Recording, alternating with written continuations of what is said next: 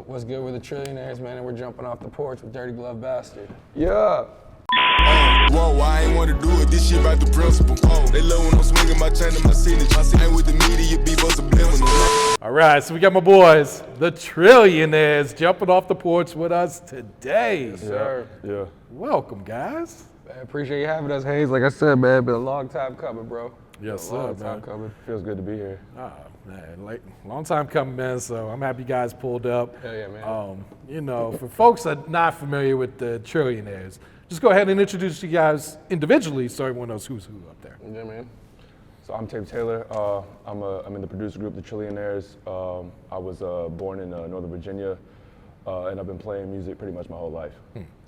So I'm Danklin. I'm from Tampa, Florida. I've been doing music damn near the same amount of time. And I'm part of the Trillionaires as well, and met this motherfucker. So what school did you guys meet each other at then? So we met each other at Full Sail University in Orlando, Florida. Okay. We were doing both like in the same degree program. We were doing audio engineering, and yeah, that's where we met. We actually met because we failed the same class, and then like Which class was it? Advanced Audio Post Engineering. That's some I don't even know what that means. So that's like a movie class, like for you know, like sound effects in movies. When they like put them in afterwards, you know what I mean? After they shoot it, they put in like a bunch of sound effects. It was a class for something like that. Okay. Something we had nothing Yeah, nothing we pertained to our don't- even field, what we even want to do, but you know, it was cool, I guess. But that's how we met, you know, because we failed together.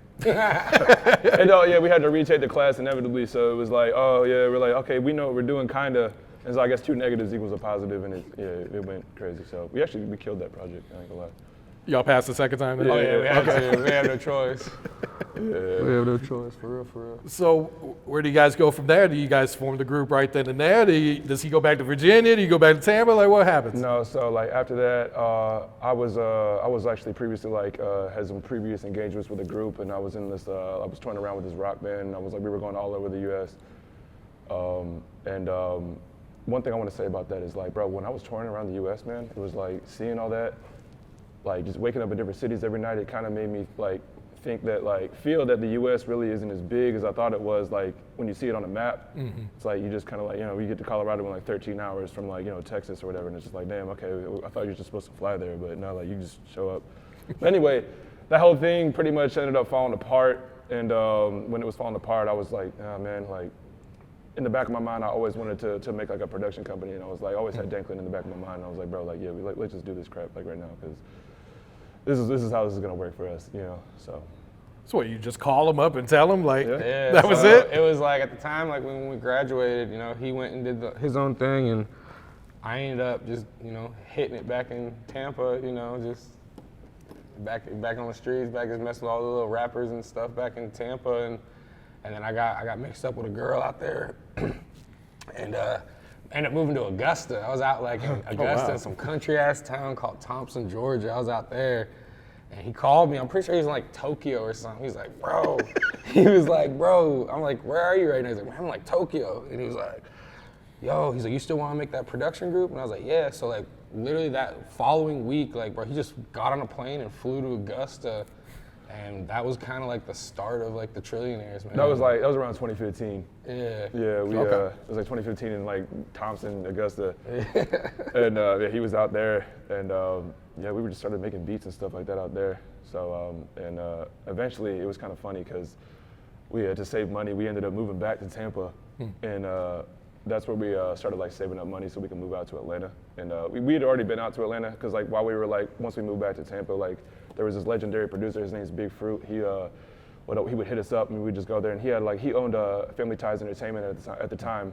And they had like K Camp, The Joker, Jacob Lattimore, Marissa, DeMar Jackson, all those people. And the main producer in there in that group would call us over and we would just kind of like write for them, you know what I mean? Like not the lyrics, but like we would just like, if Fruit needed some melodies over like, you know, some of his beats, we would just go out there and, you know, we would just knock them out, you know what I mean, for him. And so from there, it made us think like, okay, like we saw how good the market for music was in Atlanta. So we just wanted to like do that, you know what I mean? We're like, all right, let's save up and move to Atlanta. That's what we're gonna do.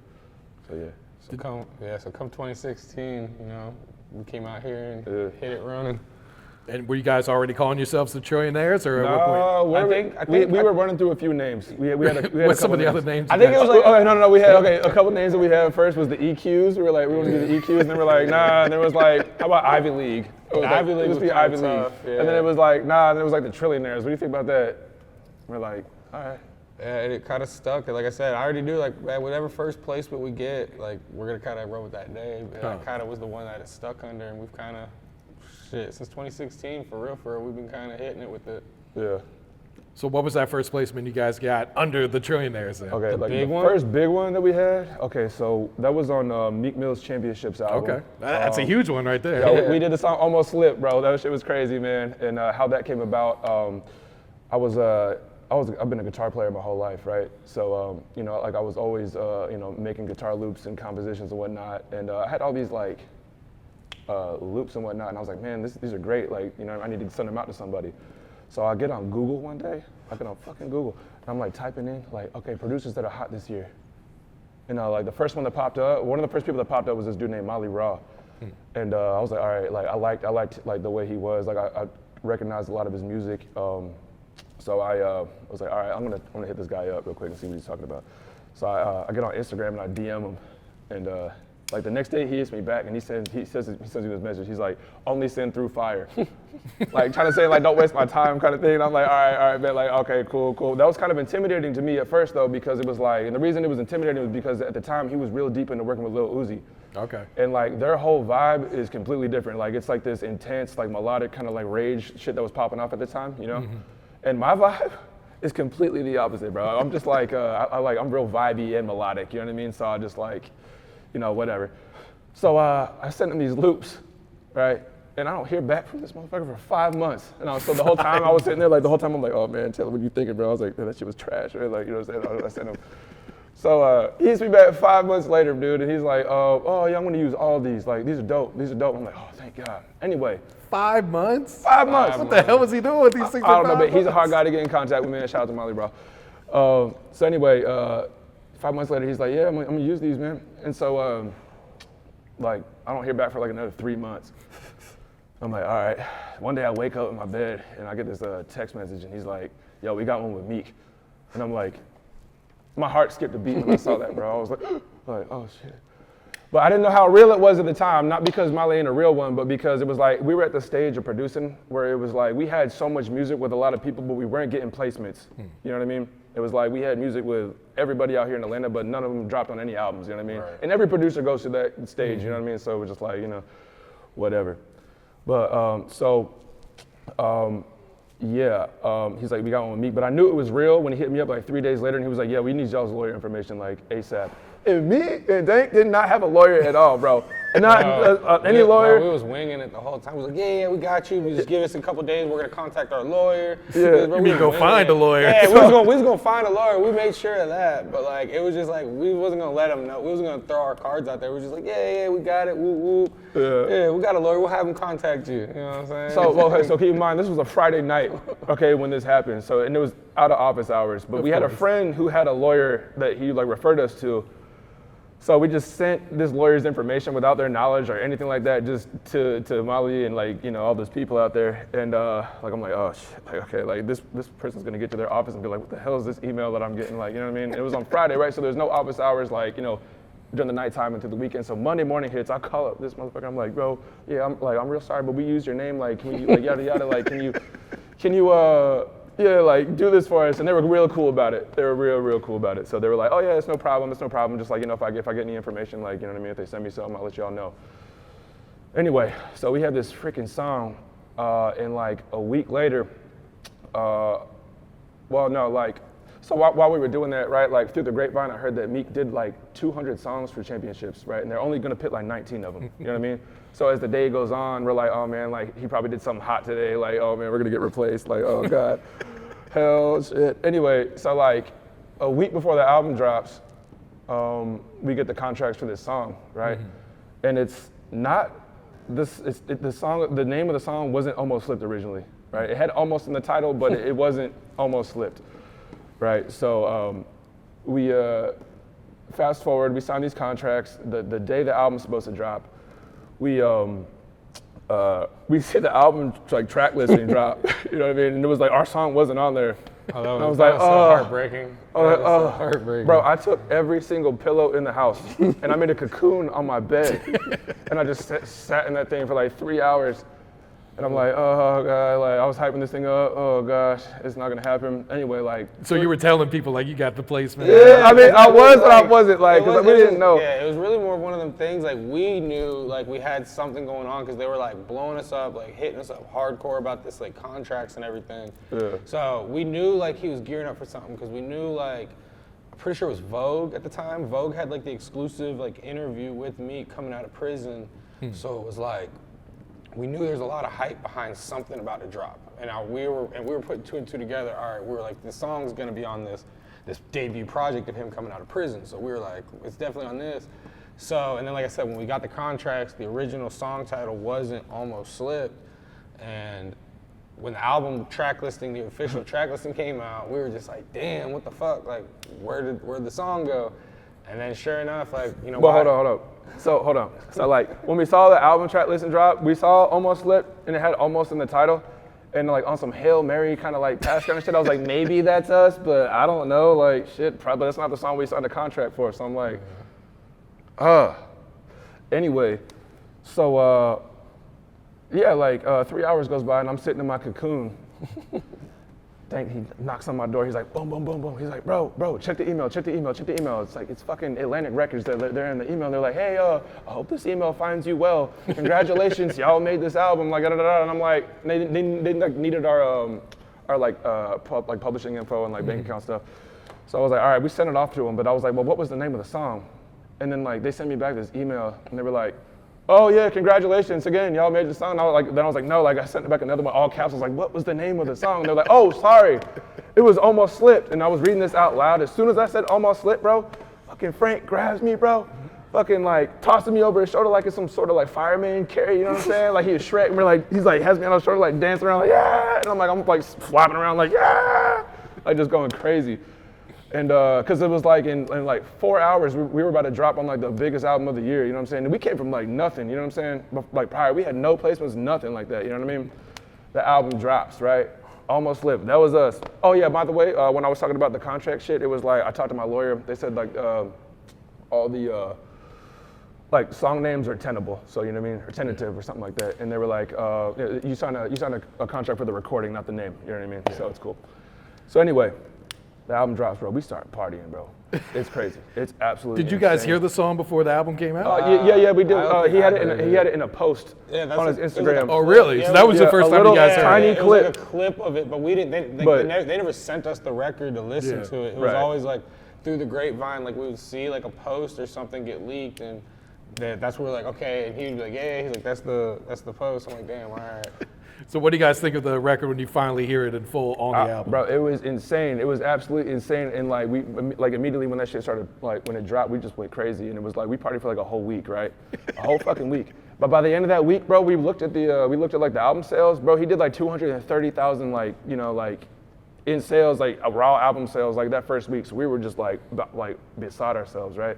And then like, so we keep partying. We're like, hell yeah. Next week passes by. We went #1 on Billboard. We were like, it's just like, what the fuck? Like all this crazy shit happening, bro. Like 2 weeks passed, bro. The album went gold. We're just like, oh my gosh. And then like 2 months passed, this shit went platinum. And it was just like, you know, once you go like there, it's like we're getting all these placements all at once. Like all these accolades at once from nothing to that. Yeah. It's crazy. And then like award season happened and it was like, we got like AMAs, VMAs, all this other stuff. And then at the end of the year, bro, we got nominated for a Grammy, bro. And it was just like, fucking, yeah, that whole year was wild. That's a hell of a first place. Yeah, it definitely was going from like nothing, and then like I said, it just became a trickle effect from there. We just started, you know. Oh yeah. Go ahead. We started using that to our advantage and stuff, and like everyone knew that, so they wanted to work. So we were just at that point, we were just shipping beats to everyone like that we knew, everyone's camp. We had a lot of vision on this. And then it just came, and then from there, like I said, that's how everything else kind of just started from. You know, from there and like the whole Atlanta scene. But I would say this, man, and a lot of people don't like to hear this, but at that moment it was like your hard work really does pay off, man. It really does. And also, people at home, bro, I still don't know who he wrote that song about, so quit asking me. I'm sure they was hitting you up nonstop about that shit. Yeah. All right, so let's fast forward. How do we get introduced to Big Scarr? Man, so the Big Scarr came from, we got to go back a little bit. From the Scarr, it came from realistically Ralo. Okay. Because we were with Ralo, and I was engineering for Ralo, and then he was pulling up, and we were making beats, and we was over in Pakistan with Ralo and stuff, just straight down in the basement, engineering, and just making beats for him and stuff, recording them. Basement of Pakistan. The basement of Pakistan. It was hot down there. And then during the summer, it was horrible. It was so hot. But then they're going to a barbecue over at Street Execs for Paper Route. Paper Route, and that's when I get introduced to Fizzle and Dolph and Glock and all them. And then I tell Fizzle, I engineer and produce. So at first I think they're not fucking with me. They're like kind of standoffish. I'm like, all right, I just, mind my manners, kind of keep back, just let them know what's up. And then 2 weeks go by and Fizzle hits me up, yo, pull up the studio. I start engineering for Fizzle. And then from there, fast forward a year, already into me recording with Fizzle, and then Moochie starts recording. I start engineering for Moochie and making beats for Fizzle and Moochie and all them. And then we put the home studio in the Grape House over at Fizzle spot. And that's when I met Scarr. Scarr started coming around. But even that whole time period, it was like Baby K was coming around. I met Quez at the time, and shit. That's when we were making beats for them. And Scarr at the time wasn't even really rapping. And what year is this? Man, this has to be 2018. Okay. It's probably 2018 for sure. He was definitely rapping, but he had no real official songs out. He was rapping just bullshit and stuff like that. But I don't think he had any official songs out. And then after I would record Fizzle for the day, Scarr and Baby K, and then we'd be like, I just let them, yo, get in, we'll record, and then we would just go through beats, or if he had beats, and we would just load up, and I would just start recording Scarr. And then fast forward 2 more years, and then he gets signed to Atlantic. So when he signed to Atlantic, he just kind of kept us around, and I was just engineering for him, and we did the first project damn near, the whole project, except for probably Joe Dirt, and 2, 3 other records. We did it out of the house, out of the bedroom at the house, or at the apartment. Oh, yeah. And and then same thing with Quez and Baby K. We did a lot of their music at the house too, and then all the beats came right on the spot too. Especially with Quez, Quez and me, we was just sitting there, just going back and forth, and then Tay would jump in, and we was just kind of just making beats on the spot for Quez, and Quez would right there, yo, load this up, and then we would just straight record that, and that would literally within a week, he would probably drop the song. At the time, that's how King of the Hill came about. Oh, really? That's how a lot of them for real came about. Was Can't go back forward on the internet. yeah, Quez Quez was just on that time. He was on Gorilla Time, just straight record and drop, straight drop.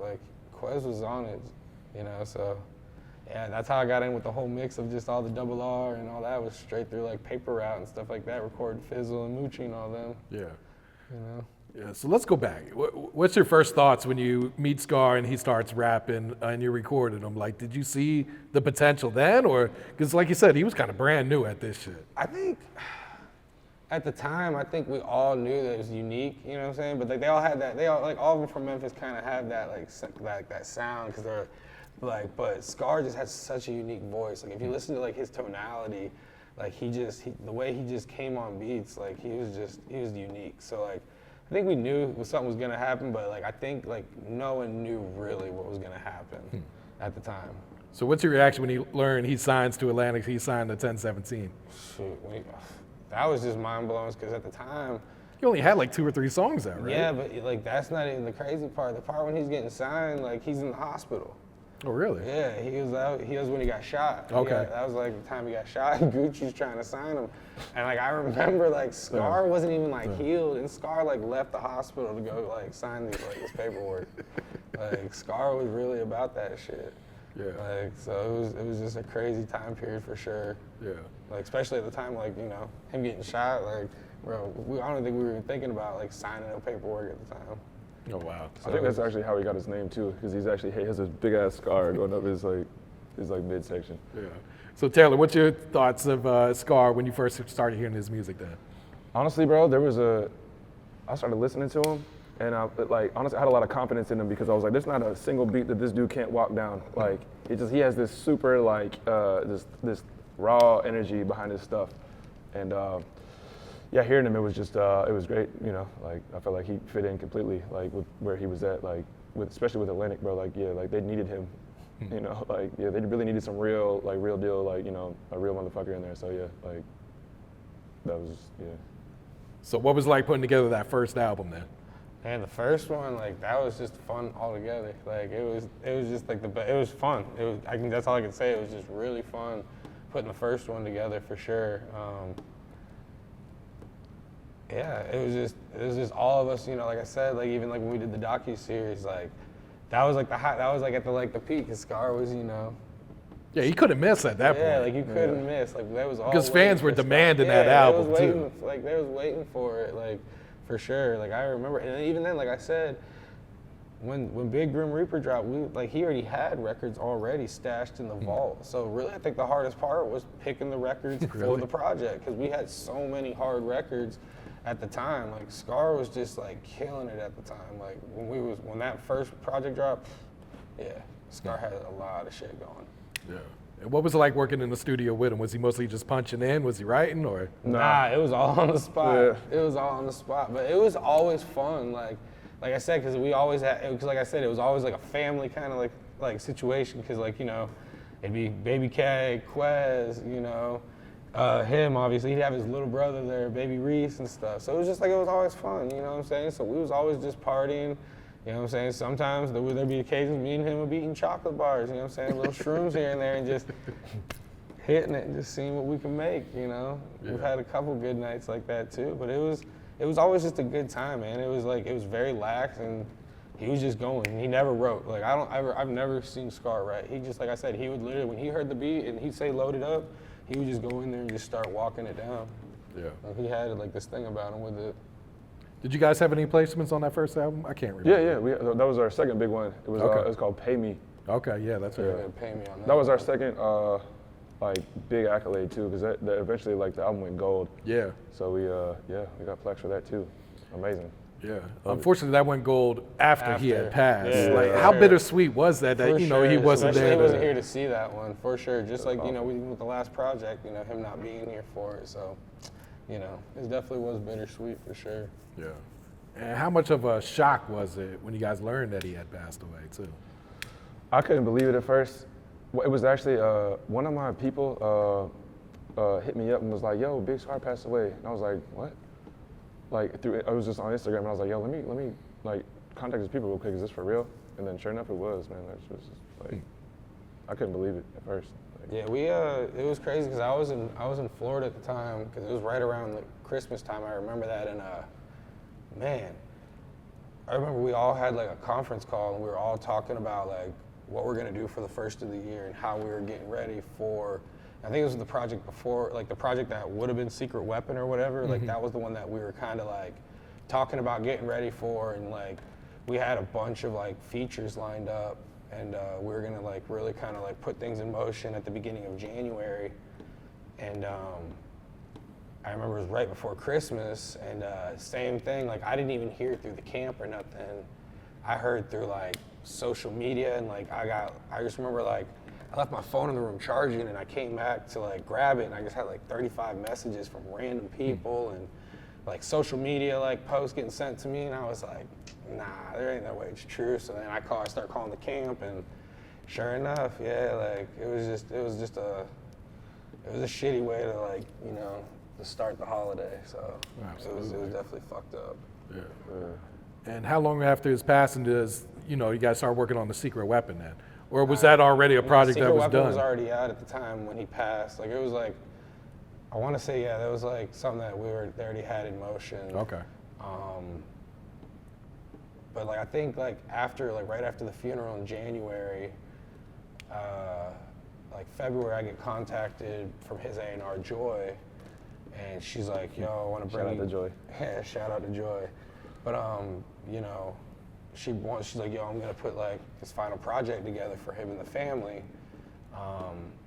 We want to bring you guys in on it. And it was like, you know, I was like, cool, so who else is in on it? And it was like Band Play and Drum Lord, Cutta, Young Land, Knock. So it was like a bunch of us. So it was kind of cool. She was like, I'm going to put a camp together. And I think I was like, what, June, July when we had the thing? Yeah, so like right around then was when we started kind of really kicking off like the game plan of what we were gonna do for that project or whatnot. But that one, like I said, it was hard too because he wasn't here, and especially after like having to go through the funeral and, you know, see his family and everything like that, and then have to like hear his voice and try to put this project together. And no, this project should have been different, but working with what, you know, the family and the label had, it was definitely a good project the way that, you know, how it turned out overall. Yeah, I'll say this, like a lot of people nowadays, they don't take posthumous albums like, you know, well, because they think that the label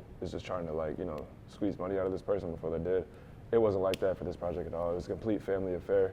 We had like his dad and his brothers in there with us, like with us the whole time while we were doing this, you know, keeping his spirit alive, giving commentary on what we should and shouldn't do on it. So it wasn't like that at all. And yeah, we had a lot of fun doing it though. It was definitely a good time. For sure. Yeah. And Dank, you had his hard drive, right, with all these songs on there? I ended up Or having these verses kind of just had to piece everything together? Or? Yeah, that's pretty much what it was. It was like I got contacted through everyone, and they were just like, yo, we're putting this project together, and like they were like gathering up like anything they could from like other studios and things like that, just basically trying to put as much as they could to put it together properly. And yeah, like I ended up being like my hard drive that like I would just travel with, and like I just had like a folder with him, and we just had like everything on this one drive that like anywhere I'd try to go with him, or if I didn't travel or wherever I went with him, like I would just make sure that they just sent me the sessions just because they're not organized. So, you know, Scarr, like I said, he just wanted to just rap and just keep it pushing. Yeah. So I just wanted to make sure we just had everything organized at the end of the day. So I had to put all in this just one solid drive, and yeah, that ended up being the drive that they ended up pulling everything from. And Once they got that, Atlantic assembled the Trap Avengers, the producer version. Yeah. Yeah, and they just like all we did was we had like a bunch of acapellas, and all we did like for a whole, you know, few days was just like we would hear his acapellas and we had to make beats around it, you know. So that can get tricky, you know, but like, you know, it came out really well. Oh, absolutely, yeah. But man, dude, working on that, man, them A&Rs in there are no joke. We would do like one beat, they'd be like, nah, throw that away, do it again. We'd like spend another hour, and another one would be like, nah, that like, they're like, nah, it sucks, do it again. We're like, all right, damn, all right. So we just keep going and going and going until we finally actually like had the full finished product. That was crazy. Yeah. Not gonna lie. What were the vibes like with all the other producers in there too? It was all family, man. It was Yeah. all good. yeah. Everything was love, man. I mean, at the end of the day, like everyone knew like what the goal of it was. Like, Yeah. it wasn't really for us. It was more of just like putting this last project together for, you know, him and his family and things like that. So it was like really just trying to put the best thing we could possibly try to do with what we had like left at the end of the day. Cause like, and at the end, like there really wasn't much like Scarr left. There really wasn't. And like some of the songs like that people did want, like the sessions were either like gone or just, you know, just floating around that we just didn't have them. So it's just one of those situations like, you know, we had to work with what we had. So I just feel like, you know, it came out the best way it possibly could. So I was just grateful that that his family was, you know, cool with it and how, Yeah. you know, it came out. So. Yeah, and I'm glad you was able to clarify like some of these songs, because I read the comments on YouTube, Yeah. and people are like, well, where's this song, you know, that had leaked or whatever. Yeah. So for you to be able to say like that session's gone, like Yeah, there's it's nothing like, you can do at that even point. even if like, you know, Scarr was still around, like we wouldn't have had that session. That song would have probably never came out. It would have just been like one of them things that they heard just on the internet floating around. Like Yeah. because we didn't even have the session. Scarr didn't have the session. Like it was just one of them things. Like if I didn't have it, like it really wasn't there. Like no one's got it. It was just, it's gone now. Like Yeah. so, like that's the best that y'all gonna get. It was out there. Yeah. The song Snot. Who comes up with the idea Woo! to That's sample? my favorite song on the album. I think it's a lot of people's favorite. Oh on my that God, I love that one. song. Like, who came up with the idea? Let's sample bricks. Actually, De Niro Love. Oh, Okay. De Niro Love was like had the original idea. Shout out to De Niro Love. Yeah, man. So De Niro Love had the original idea, and we ended up just basically like going off of his idea and then redoing the drums basically on De Niro's, like on the like him wanting to revamp it and just kind of make it like a new, you know, bricks basically. So that's kind of where that idea came from, was De Niro at the end of the day. And then we just kind of fed off of what De Niro did. Yeah. Did you guys know Gucci was going to jump on that one? Like, was it made for that? Not at first. Okay. At first, Not at but, first. I feel like that was where, like, I remember, like, I had a feeling, like, when it happened, like, when we made the record, because it was only just that one verse that they had from Scarr. So I was like, it only makes sense to put Gucci on it. So I kind of, like, I knew, like, maybe it was going to lean that way, but I think at the time we didn't know. Yeah. That was one of my favorite songs because we were able to incorporate like the whole like Southern like church kind of vibes, like with the organs and the pianos and whatnot. It was just like, yeah, like summoning like inner like Zaytoven kind of vibes, you know what I mean? Like Zaytoven was one of my favorite producers from out in Atlanta, so yeah. And I really wanted to like do something like that, you know what I mean? Like on there. So I pulled up the organ and man, that shit set that thing off, bro. It was insane. Like that was just wild. I remember like Scar's dad heard that for the first time. When he heard the organ, bro, he stood up. He was like, yeah, like, yeah, just so, like, he was like, that's it. So, yeah. We were rocking out in there, bro.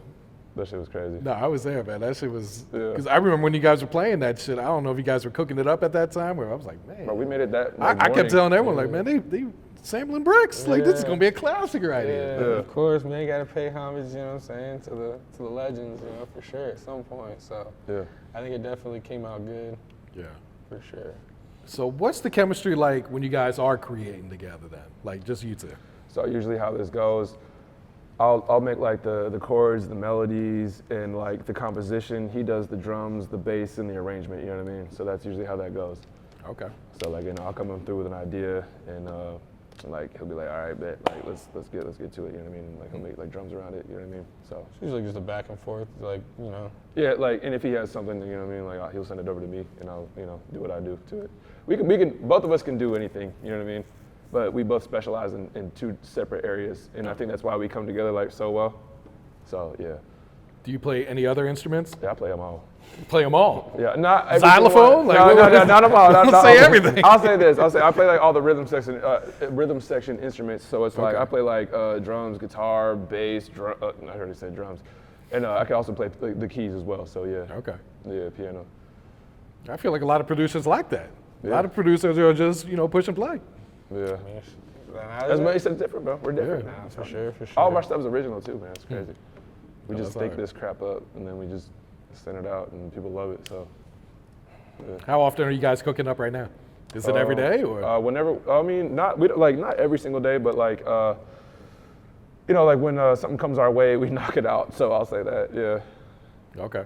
Yeah. But we both do separately cook up every day, though. You know what I mean? Gotcha. It's not always where we like come together. You know what I mean? Like always, because it's like I said earlier, like my vibes are a little bit different. You know what I mean? Like I got like melodic kind of like vibey kind of stuff, and he's kind of like a little bit more like trapped out. You know what I mean? So it's like, you know, we're not, you know, always collabing, but when we do, man, it's just crazy, bro. It's like it's wild.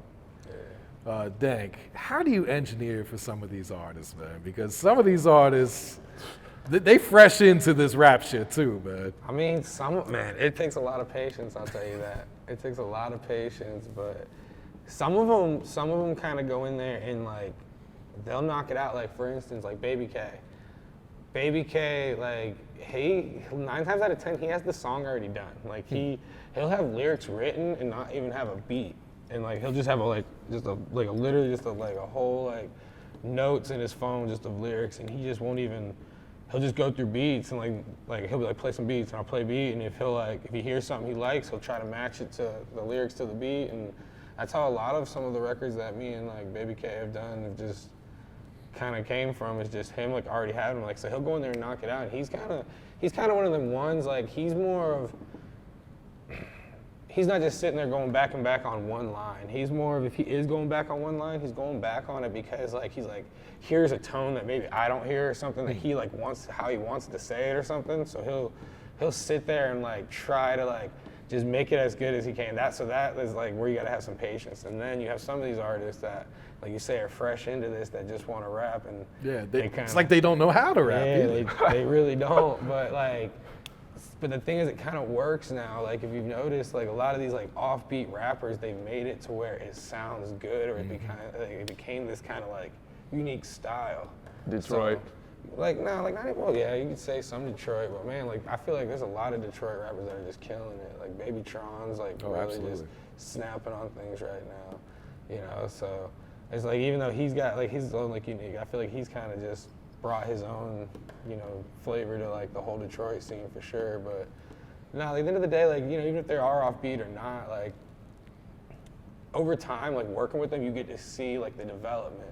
And like see like, man, where they started to like where they end up, and it's kind of crazy because a lot of them, like, if they really take it seriously, like they get like the progression just like it just becomes like, you know, just like an overnight thing to where it's like just like secondhand to them, and they just get in there and they catch a good beat. And like that's another thing like I've learned like with these artists, it's like they might like only have like a certain selection of beats or something because like say the homeboy only can make this style or something, or you know whatever the case may be, but that's all they get, and that might not really be their style. So it's really like them finding themselves as the artist, I've learned, like along the way. And then once they do, like, you know, once Scarr found like band play for sure, like, and he had that like style of beat, like Scarr like just was on it, you know what I mean? So it's just, it's one of them things, like you could use like Scarr for an example. Like Scarr's like first records, I feel like probably weren't his best, obviously, but you know, like when he got with bandplay, it was just second nature, like with him. Like he was just knocking them out. So,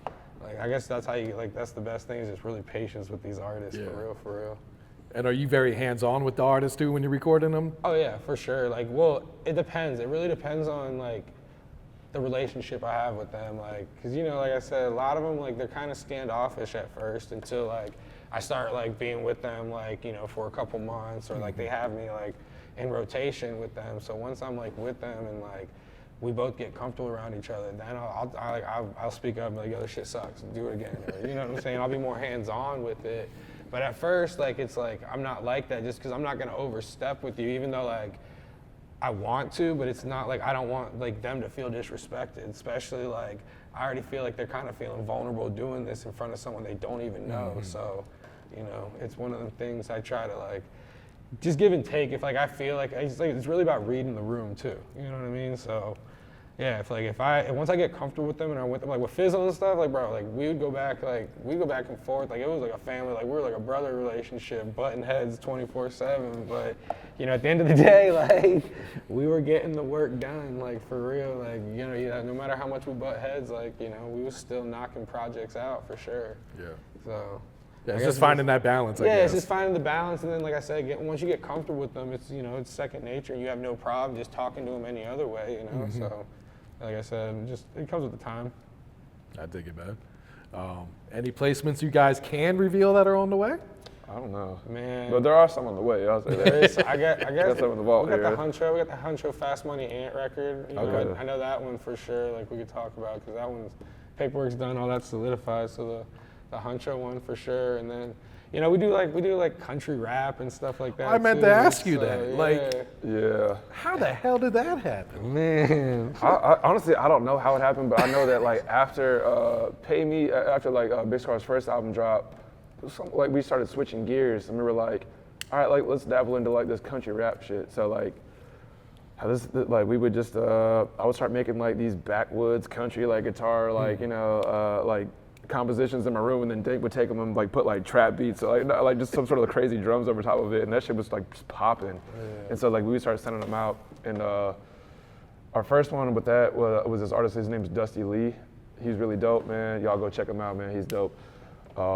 We sent like a couple records to him, and he did like, you know, he did both of them, and they were really good. And then like they were so good to the point where like he called us up and was like, yo, what y'all think about just coming over to Louisville? Like that's where he resides at. He was like, come to Louisville and like let's make a whole EP. You know what I mean? So like he had us pretty much locked in his studio for like a whole week, and we like pretty much just busted out this whole entire EP. We had like there were 7 songs on the actual EP, but we did 5 of the 7. So. Yeah, and the whole time, like I was saying, bro, I was just making these backwoods country vibes, and Frank would just come in there and make like the 808s and the drums, like, you know what I mean? And freaking eventually, like, yeah, that shit came out, and man, we were partying like hell in Louisville, man. We were partying so much, there was a time where I thought Frank wasn't gonna make it out of that shit, because motherfucker was so fucked up. He was so like hungover this one day, bro, like I thought he was gonna die, but yeah, man, them boys in Louisville don't play. Oh yeah, one time, like, yeah, man, never mind, I don't bring that up. Whiskey. A whiskey, man. But nah, like and even like you know we do a lot. We just did some local stuff with Country Cody and Tom G.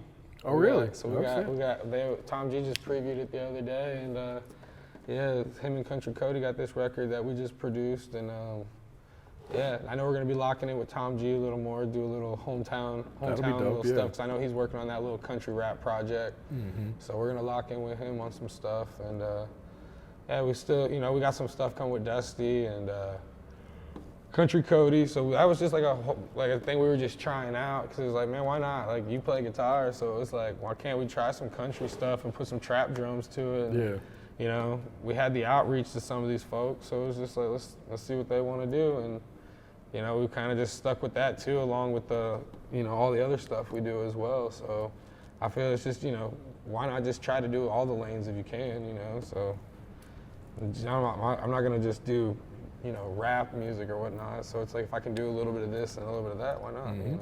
Yeah. Get money from all ends. Yeah, exactly. That's what it's all about, right? Why not? Especially, you know, it's music. But it's not just about the money. It really is about the music at the end of the day. It's the love for it for sure. But it's And just like and those people, man, the country rap fans, man, show out for their people, bro. oh, bro, Them love them artists, bro. So the it's shows are like, nuts. I ain't never seen nothing like that. That's just crazy. Yeah. Them folks they're a different breed for real. they're die hard, bro. Like if I could use that term in like the right word, like you know the right way, but like yeah, like them country rap fans are die hard, bro. Like insane. I believe it, because it's such like a, you know, a niche sound that's like, man, you can only get it from so many places. Yeah, so. right. Like, there's only so much you can do with it, so yeah, it's pretty insane. Yeah. All right, guys, you want to give any shout outs before we wrap it up here? Shout out to my mama. Man, shout out to whole Double R, you know, shout out to Joy, shout out to Quez, shout out to Baby K, shout out to Lil Reese, you know, shout out to Scar's father, you know. So, yeah. Whoa, I ain't wanna do it, this shit about the principle. They love when I'm swinging my chain and my signature. I ain't with the media, be for subliminal. I'ma pull up just to check niggas tell me.